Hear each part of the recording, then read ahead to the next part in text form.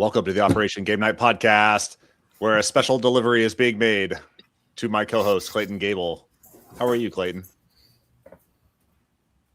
Muted myself. You told me my audio wasn't good, so we're off to a great start here. I'm doing great. Mary just delivered me a whiskey and water, the meal of champions. So, what type of whiskey are you drinking? Couldn't tell you. Great. I didn't specify, so this could be, what do they call it? A plastic bottle. Yep. Yeah. Plastic bottle whiskey. American special whiskey. Yeah.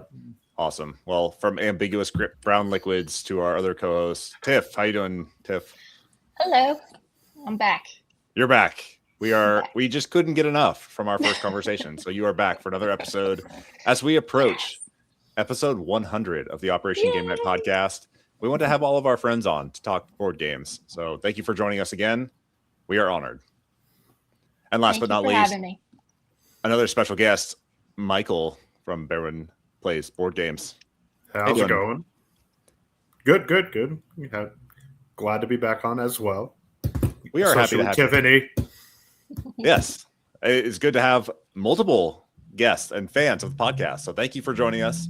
And thank you for agreeing to talk board games, because today we are talking games that we are playing lately. This is going to be a loose debrief, just kind of go around the horn, talk about games that we've been playing, games that we've been loving. Tiff, you talked new games to you this year, but I know that you are constantly playing games, and that list is just constantly running. So, Mike, I know the same for you. You are playing lots of games, and we are living vicariously through you two. So we want you guys to debrief some of the games that you have been playing lately and loving. So, Mike, I'm going to let you go first, because Tiff, we heard from lately. I want to hear from you, Mike. What's been going on with you? All right. Are we doing one each, or how are we doing this? Let's do one each, and then we'll just go around the horn. Cool. So probably the one that is been the most popular with me in the last couple of weeks is, have you guys heard of Bohemians? Yes. Just from you. Oh, yeah, just from you. Fair. It's a sleeper. Have any of you played After Us? Yes, I have. No. So it's deck building. It's very similar to After Us. And the whole premise is you're a bohemian, and you're living through your day-to-day and trying to get inspiration so that you can create art and stuff like that. But in any kind of bohemian lifestyle, obviously there's a lot of sex, drugs, and rock and roll going on. So as you're buying things from the cart, there we go. The market, you are trying to match up symbols on the cards. And there's like painting and security and all these types of things, that symbols that you're trying to match up on these cards. But with that, you also are getting hardships like syphilis. And with that, I like how your eyes like brightened up or their play. And they really affect how you're playing the game. But this has been a lot of fun. I despised After Us, and this is really basically the same exact game with a much more entertaining theme than what's that movie with the apes? Planet of the Apes. It's basically like After Us is Planet of the Apes, and like they've taken over the world. This is totally different in theme, but exact same gameplay. But this is really a lot of fun, except for when you're telling your girlfriend that you have to spread syphilis. She thought that was a little weird because it keeps spreading. It's the gift that keeps on giving. You feel like the theme is better integrated in this one than it was in After Us, because like After Us, it was kind of painted on, like the art was beautiful, the paintings of the chimps and like the decaying old civilization is really cool and really striking, but you're like trading batteries and weird crap that you find around. So it gets rid of all the like resources. Okay. And it's just when you match up those symbols, like the batteries and like what is it, the seeds and stuff. Now it is just 4 symbols matching up, as every completed symbol is a inspiration. that you buy new cards with. So it just integrates a lot better, and it thematically makes more sense. Awesome. I have not heard of this one, but I am interested. Are there other STDs besides syphilis? That's the only STD, but you have what is it? Hysteria, madness, claustrophobia. I mean, not claustrophobia. What's the one? Agoraphobia. Okay. There's a ton of them, and there's really no limit. Like you could keep drawing because you draw 4 cards to fill out your week. But if you pull any hardship cards or muse cards, you keep pulling them until you get 4 regular cards. Okay. So I'm playing online with Korean Meeple, Mike from Korean Meeple. Nice. And I think I had 13 hardship cards. So it was just hardship after hardship. I'm not going to win that game. So yeah, it's a good one though. You think it's more like luck driven, like it's just the hand that you're dealt, or do you think that there's like decision spaces to navigate around those hardships? There is decisions because you have to spend all your points each round. Okay. So if you don't, you can either buy stuff from the market with your points, or there's a Adelaide board that you collect points that you can do some special one-time abilities like discard a hardship card and stuff like that. So really, it's about planning what cards you buy, and how to use those points. Because you can get rid of some of these hardship cards if you don't get stuck in the syphilis circle. Okay. So nice. That sounds cool. I'll have to check that one out. You said it's online? It's on BGA, so we can get that going. Beautiful. I would love to give that a try. Tiff. Yeah, he posted on his story something about syphilis. I was like, I'm assuming this is part of the game. Nope. Tiff, what do you got? What game have you been playing? Just recently, I got my Flamecraft Duels from Kickstarter coming. Nice. If you don't like Flamecraft, then give this one a go. It comes in this cool little box, and you store everything in it. It's like a little briefcase, and it just flips open into the board. That's incredible. I love that. Yeah, it's very simple. You're just pulling little dragon tiles out of the bag and placing them on the board, and they each have their own little power, just like regular Flamecraft. So you got to kind of finagle them to like fill out your little order cards, like, and it's like color coded. So you need like a red, blue. So you have to move them around to try to complete your orders for that one. What do you think, Mike? Might be there. We go. Another game that I bounced off of pretty hard was Flamecraft. But this is actually a lot of fun. Very abstract. Like a puzzle. Yeah, and you're just filling contracts. And I actually tried the solo mode. I did not try this one. Way more challenging than you would think because you have to complete a contract every turn. If not, you automatically lose. And you have 3 coins to like buy an extra turn. But once those are gone, you lose. So yeah, it's good though. I really liked it. Plus this latch, I don't know if you can see the metal latch there. Way more entertaining than you would think for a board game box. So I've been playing with that a lot. But the whole design is really fun. And there's also a little fancy dragon expansion or fancy mode in there, which gives out extra cards. So one is like, oh, you can have an extra order card in hand. Another one's like, spend a coin, and if you flip it and it's heads or tails, you discard the coin. And if you have coins at the end, you don't get any points. So that's just a little extra like added depth to the game. Yeah, that's cool. They have like a little bit of replayability in there for something that's pared down and a little more simplified than the main Flamecraft series. That's great. I am so upset right now because I went like a good boy to the game store and I was like, I'm just going here to look for Christmas gifts, as if I have a ton of people that want Christmas gifts from the game store. And I saw them unloading a shipment of this game there. And I was like, you know what? I told myself I was coming to the game store to get things for other people. I don't need this right now. And then I like the next day I saw both of you guys like posting about this game, and I was like, geez, I should have got it. I'm so out of the loop right now. But yes, I did not love Flamecraft, the OG, and this has such a cool vibe, and I'm digging it. So I'm probably gonna get it Christmas money. I love Flamecraft though, and Amanda Yeah, Lee okay. will back me up. Oh yeah, Oh, she's yeah. a big I do like Flamecraft it. fan. But it If, is different. Yeah. If it's sold out, Clay, Tanuki Games, that's where I got mine. That's where you told me to get Viking Seesaw from. Mm-hmm. And apparently How can you mess this up?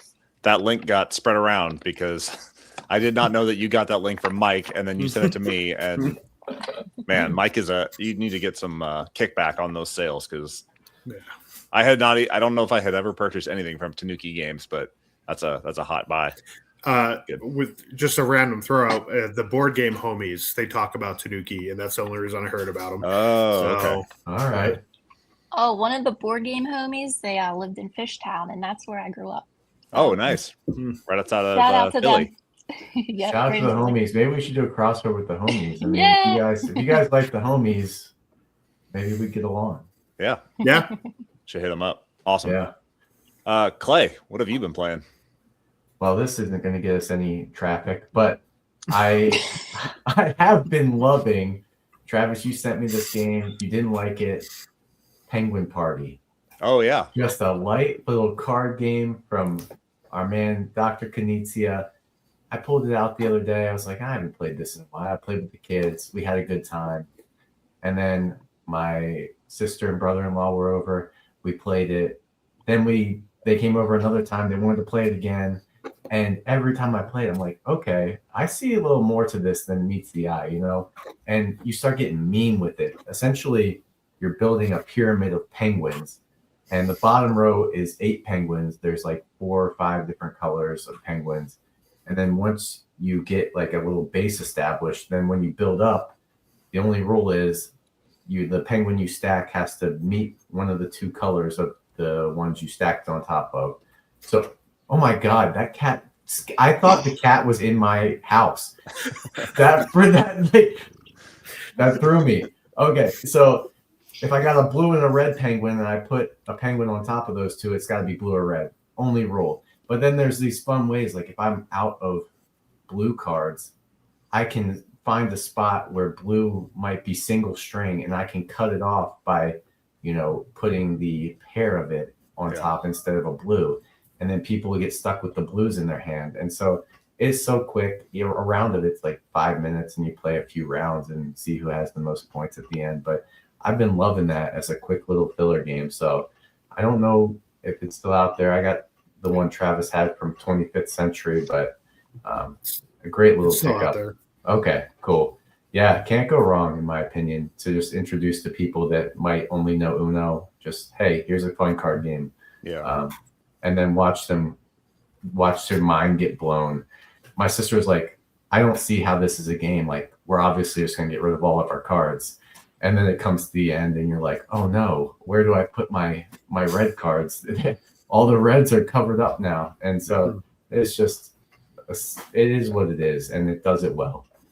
Yeah, it's not that I did not like this game. It's just that primarily I play 2-player games, and 2 players is not the correct way to play this. Yeah.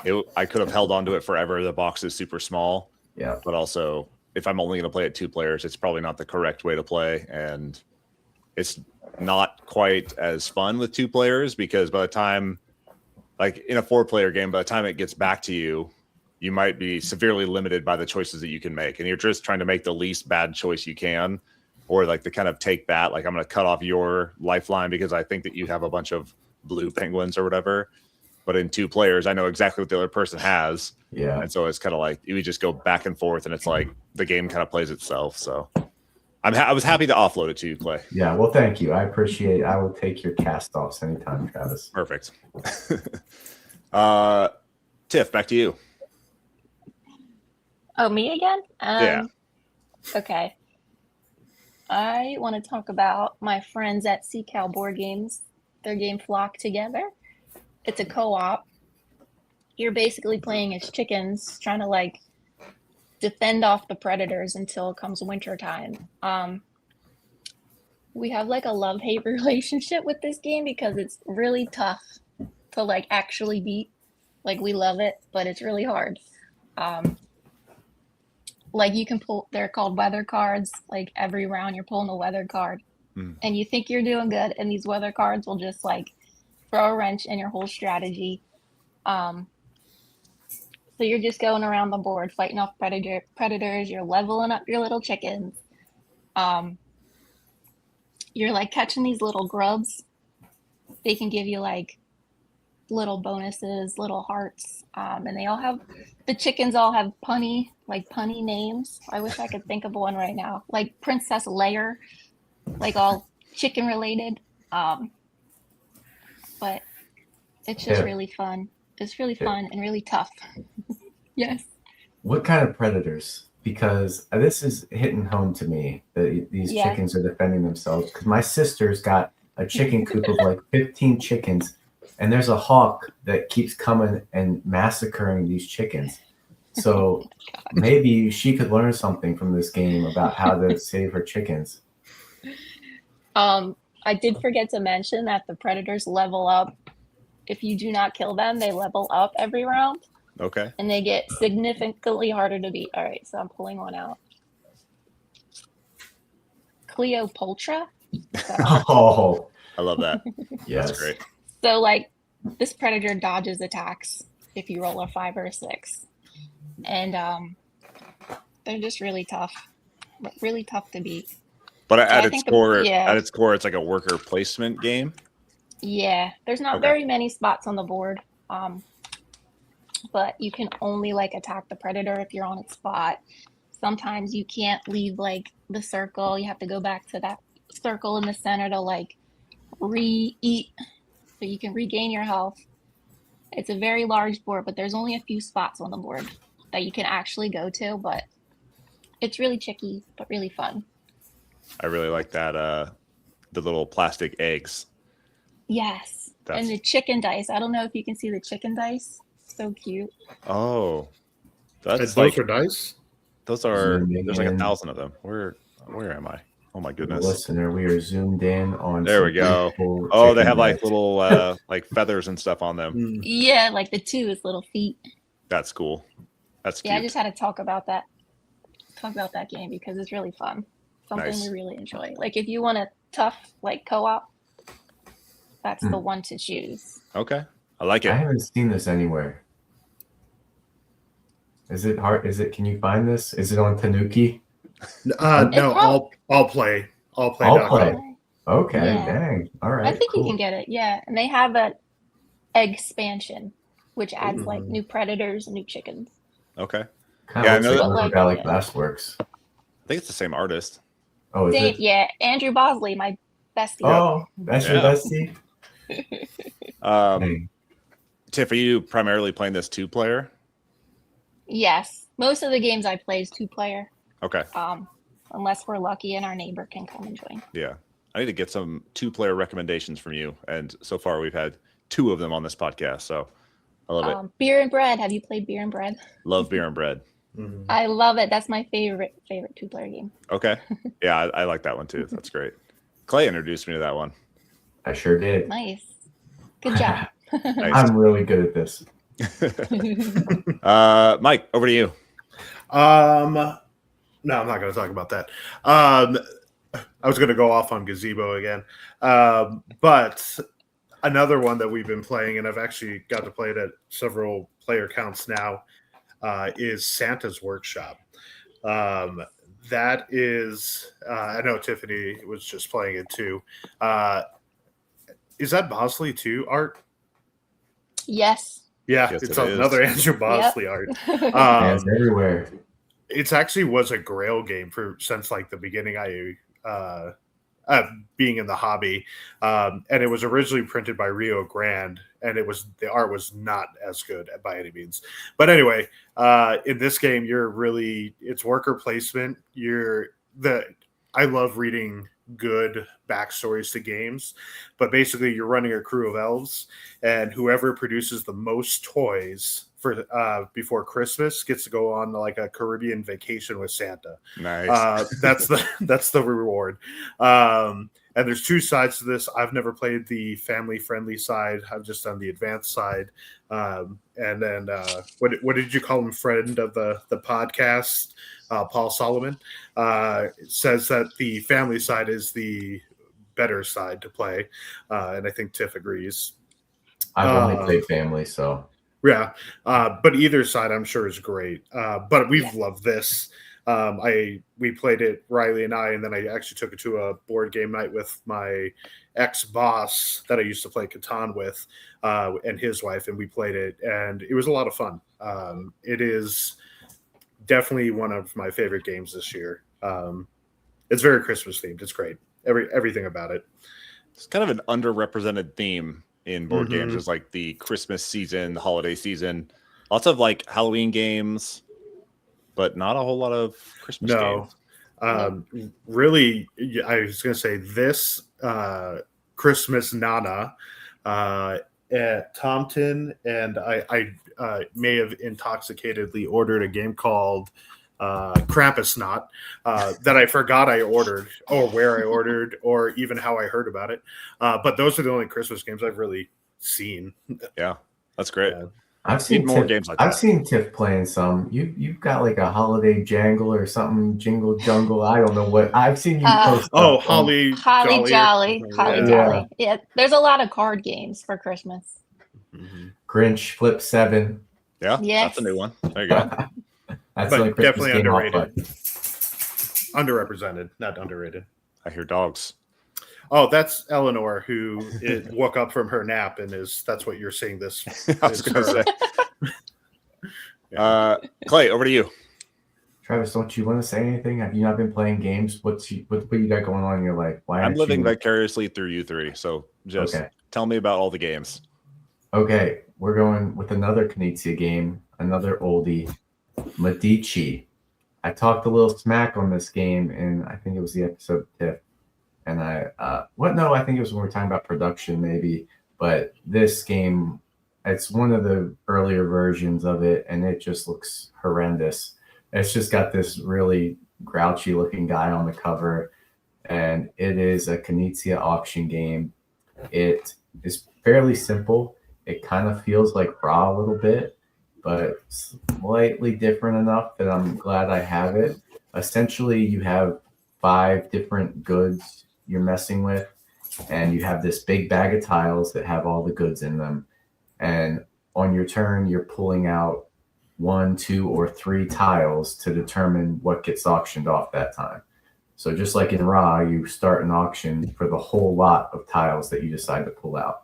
So if I'm starting the auction, I can just pull out 1 and then start the auction. And it's a once a round bid, and then I get to go last. And at the end of the round, every person can have 5 tiles. So you're trying to collect the right 5 tiles at the end of the round. Essentially, the ways you score are having the highest value of tiles. So each good can go from like 0 to 5 in value. And then, if I have 3 5s and a 4, I'll probably have a higher total value than anybody else at the table. And then you get like plus 30 points. And then the next highest gets plus 20 points. But then to kind of offset that and make you think a little bit, there's also tracks for each of the good types. And it doesn't matter what value your tiles are. If you have 3 green tiles, you get to move up the green track 3 times. And at the end of each round, whoever's highest on each of the tracks gets a bonus. And so you're kind of balancing the, grabbing for the values of tiles versus trying to, really focus on a single type of tile and get to the top of the track. Because in addition to just comparing your score to everybody else, if you can really get to the top of the track for a certain good, you're going to get another like 10, 20 bonus points for that. And it's just a 3-round game. It's very simple and it plays pretty quick. We played it 4 players, took about 45 minutes. Was a little fiddly, the scoring at the end of the round, just because each good type you have to I had 3 greens. I got to move up 3 greens. How many greens did you have? I had 2. Everybody's moving up the track. And then you're like, okay, out who had the most greens. Okay, you get 10 points. Who had the second most, you get 5 points. And so that was the only like little nuisance piece of it. But I think there's a lot more to it that I'm excited to explore, because even towards the end of the game, I was like, at the beginning, every auction, we were like pulling out 3 tiles and auctioning that off. And then you would end up filling over half your boat with maybe things that you didn't exactly want. And so there is a benefit to just like doing that single tile auction and really focusing in on trying to get the specific colors or values you want. So it's a cool game. It's a tight little auction. I think it's lighter than Raw. And if there's a nice looking version of it, which I think there is, might be worth checking out. Nice.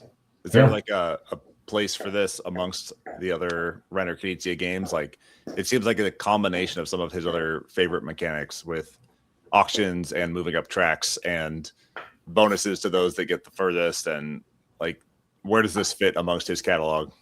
I think there's a place for this. I think this is like a good gateway auction game. Not that Ra's like too much, but you have to explain a lot of different tiles and scoring situations. And this is just like, hey, you want to have the highest value of stuff on your ship at the end of the round, and you also want to try and focus on getting a single color up the track, or 2 colors up 2 tracks, and that's pretty much all you really need to know to get going. And your points are your money that you use to auction, so you can't spend more than you have in points, and it's just a nice, quick little auction game that I do think deserves a place on the shelf. And I'm excited to play it more. Awesome. Yes. I will share one that I've been playing, and it's not necessarily a board game per se, more of a solo RPG, and that is the Tainted Grail solo RPG. And it's pretty cool. It comes in a pretty self-contained box. Let me hold it up and show you. Can you hold that up? Oh, I thought it was like that big. Not the big boy back here. No, this is Tainted Grail, the solo RPG.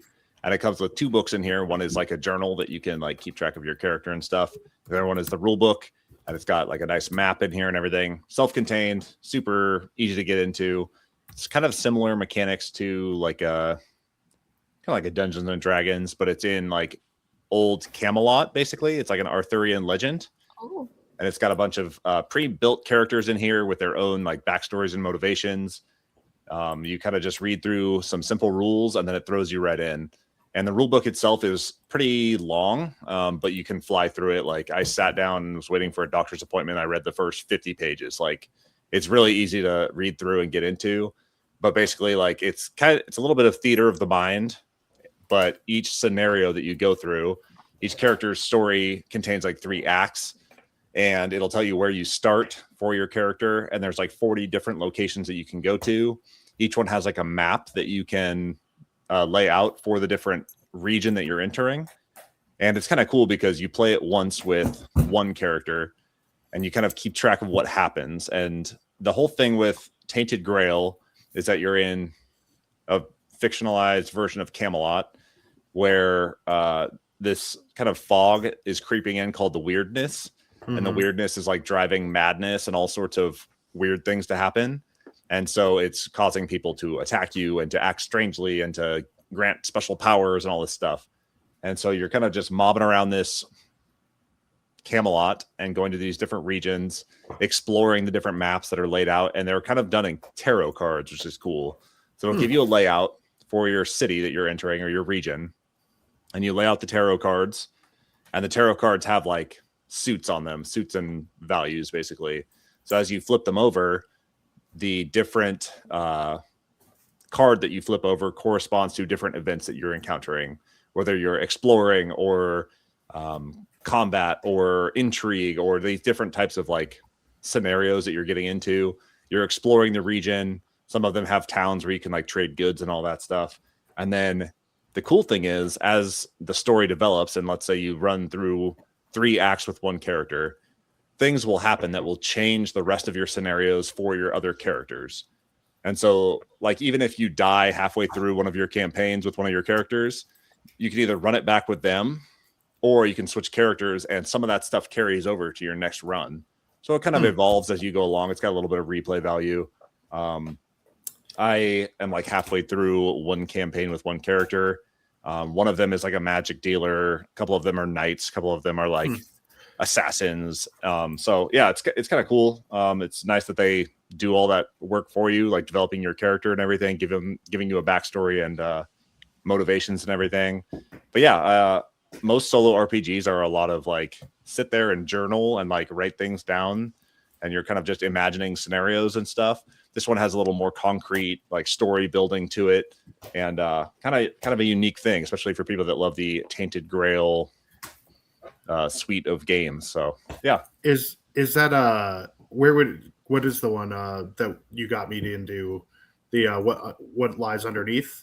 yeah, Below, is that like more involved, the Tainted Grail? it is a bit more involved.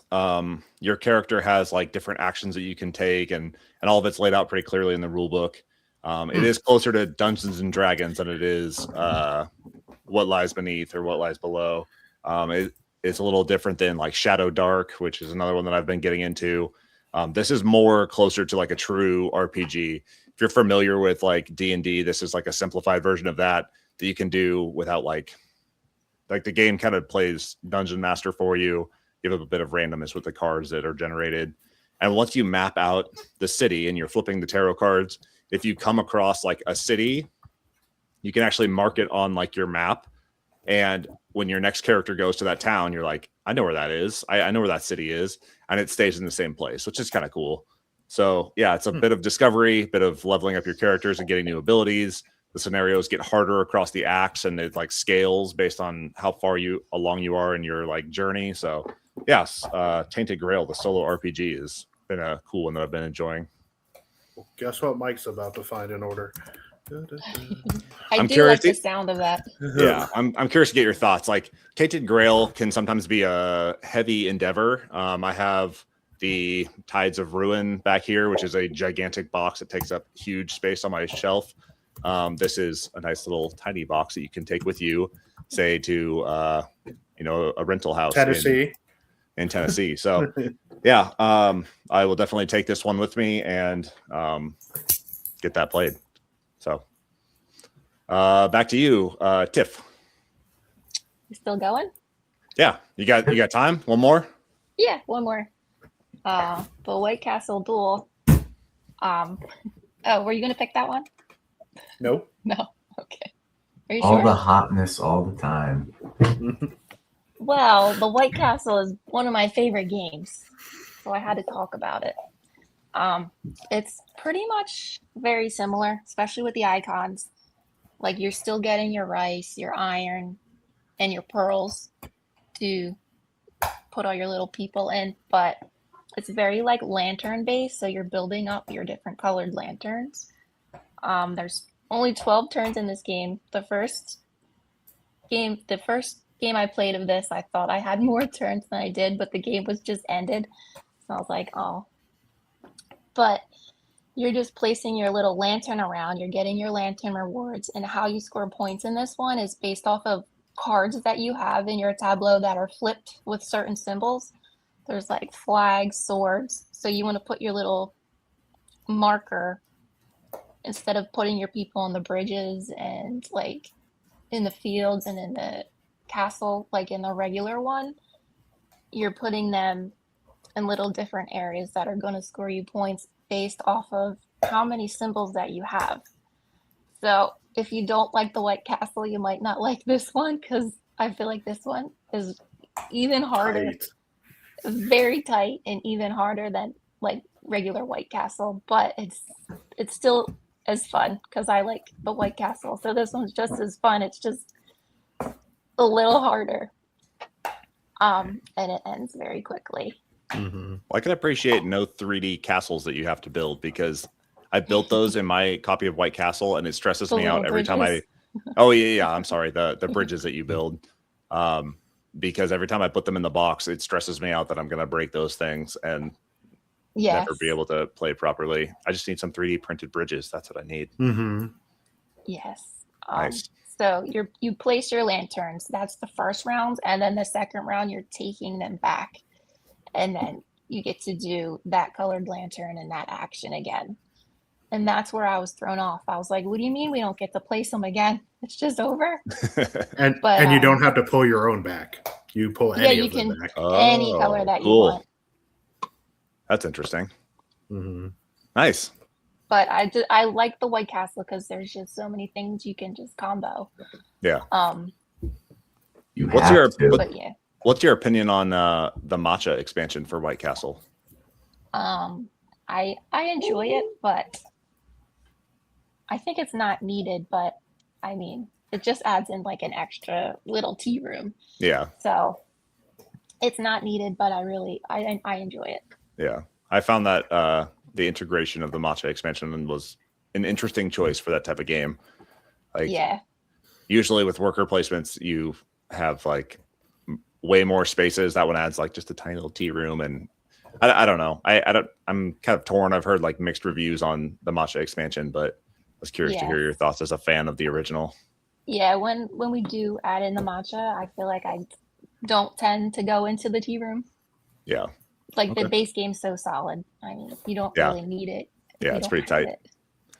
And they had one of the coolest setups because this game, not this one, but the White Castle main game was airing at or being published the year of the Essen that I went to, and they had a phenomenal setup that was so cool. You walked in like the main hall, and they had this huge White Castle display. They had like a snowy bridge that you could like climb up on and take pictures on. It was pretty cool. Oh, that's cool. Yeah. Mike, over to you. Well, since Tiffany stole mine, we're gonna go with the probably one of and Vantage. Obviously, is probably my game of the year. That's probably not changed. I did my top 25 of all time, and it's number 3. But something that is very, very close this year is Come Sail Away. Come Sail Away. Yes. Have you guys heard of this? I played it for the first time last month, and I loved it. It is, it's a Mancala by Sashi and Sashi, and you're basically building out your ship.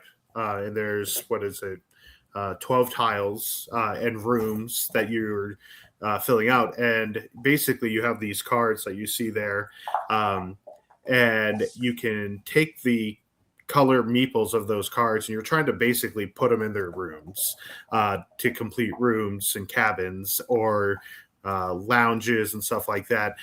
But you have to go in order from either left or right. So like on the top card there, you have red, green, blue, black. So as you play them, you have to actually put them, kind of plan out how you're doing it, because you can only go through doorways. It is the most simplistic strategic game I've played in a long time.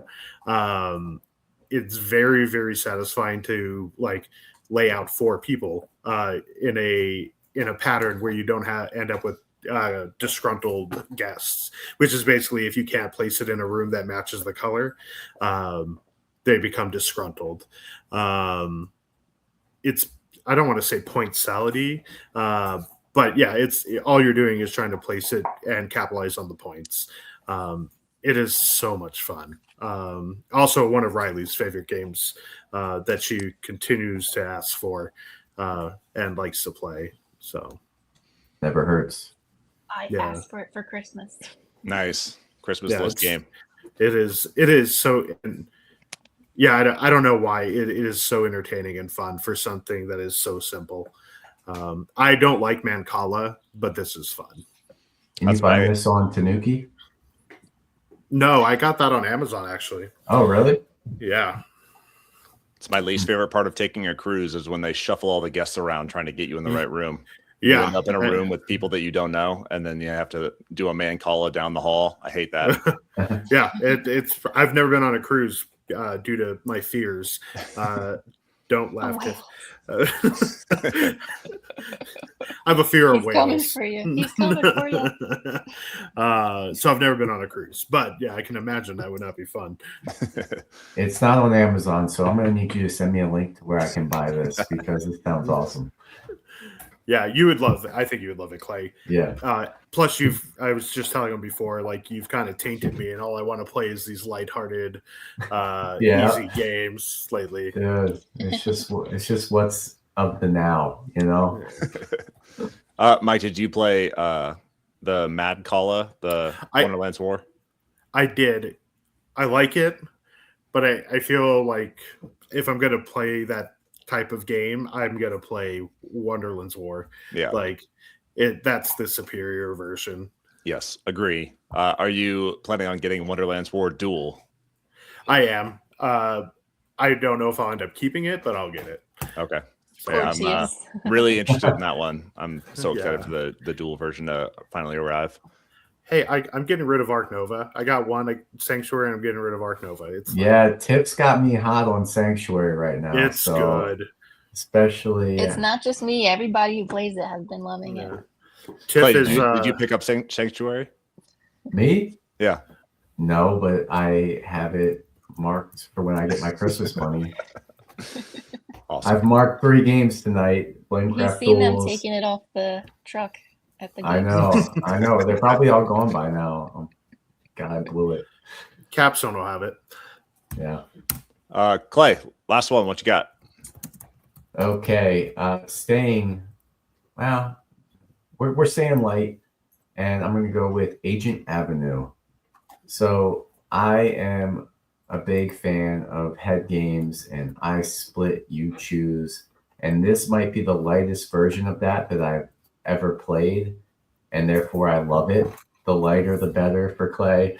So in Agent Avenue, you're playing as like rival spies with these sexy animals. I wish I could unsee it, but I heard some other podcast talk about being uncomfortable by the sexy animals. And I was like, what are they talking about? And then I got this game and started looking at the cards. I'm like, that Daredevil, he looks like he could really take me for a spin. But anyway, the comment was weird. Yeah. But sexy animals aside, what you're trying to do is you have this little like circular track of a board, and you're both going clockwise around it, and you're trying to catch the other person on this track. And the cards are very simple. Most of them have like 3 spots on the card that say how far your meeple will move when you get that card. And the first time you get the card, you go the top spot. The second time you go the middle spot, and the third time you go the bottom spot. So like the double agent's a good example. The first time I get a double agent card, that actually moves my meeple back 1. The second time I get that double agent card, I go 6, which covers a ton of ground in Agent Avenue and can, really get you caught up. But then the third time you get a double agent, you go back again.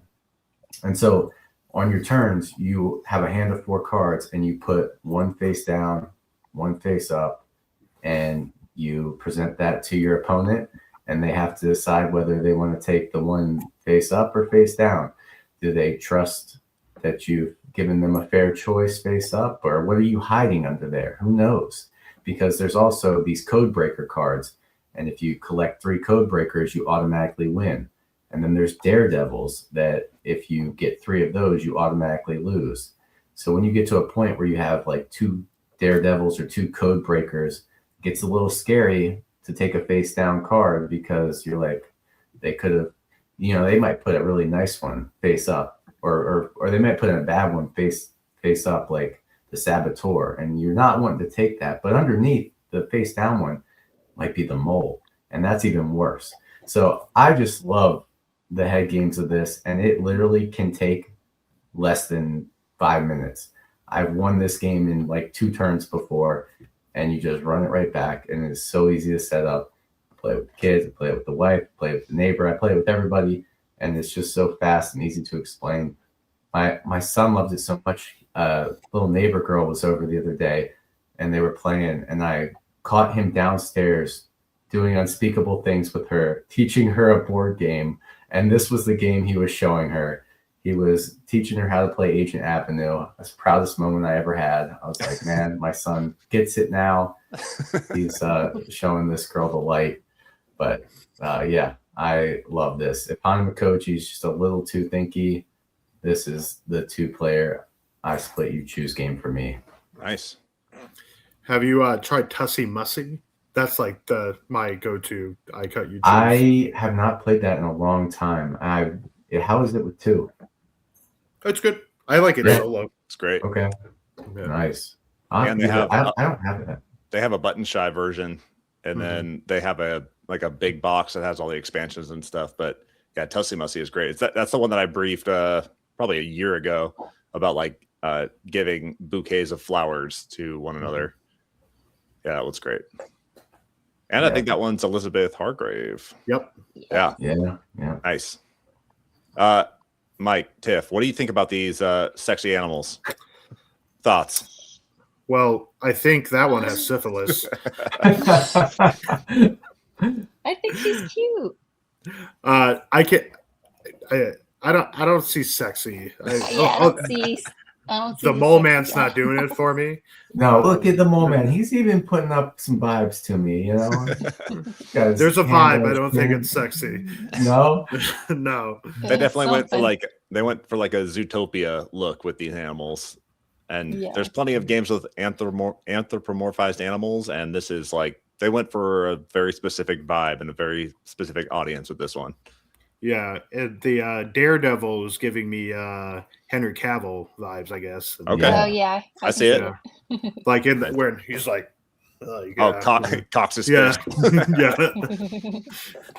And he also like grows a button on his shirt and like grows a beard. Between frames. Have you guys played this? Yes, I own it. Okay. I actually found it for $3 at a thrift store about a year ago. Wow. Yeah. Nice. I did not realize that this game was that old. I felt like it got a lot of traction this year. They have the expansion coming out. That's why. Check. Okay. Nice. Agent M, I think it is. Okay. Yeah. How old is this? I thought this just came out. 23, I believe.